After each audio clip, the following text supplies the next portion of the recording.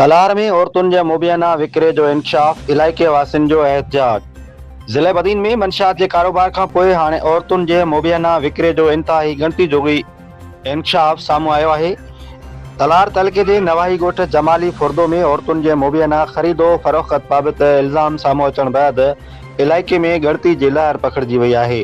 ज़रनि मूजिबि हिकु पोरियत ग़रीब मिस्कीन हुअण करे रोज़गार लाइ कराची वियो, जिते मज़दूरी दौरान संदसि पुठियां मुबीना तौरु संदसि माउ खे विकिरो करण जी दावा कई वई आहे। मुतासिर ख़ानदान इलाइके वासियुनि पारां वाक़े ख़िलाफ़ एहतजाज कंदे मुतालबो कयो वियो आहे त मामले जी शफ़ाफ़ ऐं फौरी जांच कराई वञे, ज़िम्मेवारनि ख़िलाफ़ क़ानूनी कार्रवाई कई वञे। विकिरो थियल औरतुनि बाबति मालूमात हासिल करे खेनि तहफ़्फ़ुज़ फ़राहम कयो वञे। जी दादा, मुंहिंजी माउ जेकी जीजल आहे न, उहा ॾिनी वई आहे पैसनि में। मूंखे का ॻाल्हि जी ख़बर ई कोन्हे। ठीकु आहे, आउं त मज़दूरी कंदो कराची में, सही आहे। मूंखे का ॻाल्हि जी ख़बर कोन्हे। पोइ हिते आया संगाती कयूं, सारा आया संगाती कयूं, उन्हनि खे पैसनि में माना खपाए ॾिनी अथनि। खपाए हिननि ॾिनी आहे पाड़ेसिरी जेका आहिनि असांजा माइट, असां घर मां अची संगाती करायूं, पैसा वठी ॾिनूं।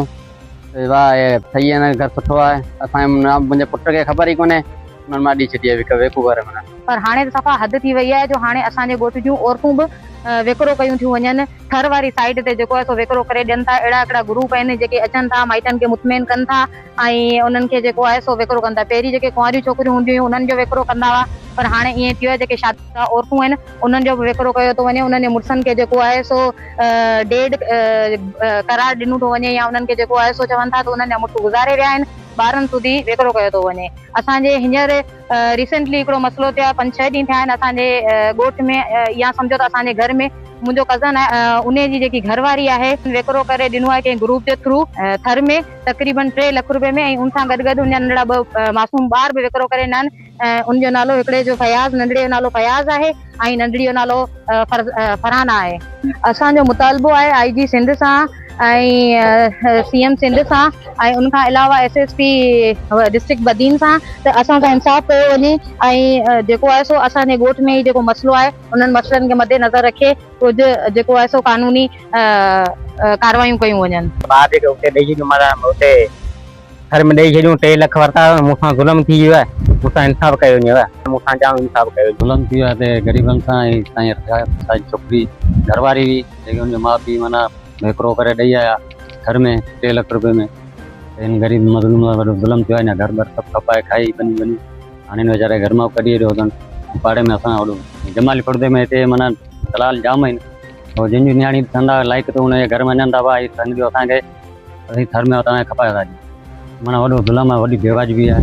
ऐं महिरबानी करे मदद कई जाए, ग़रीब आहे ज़रूरु यतीम।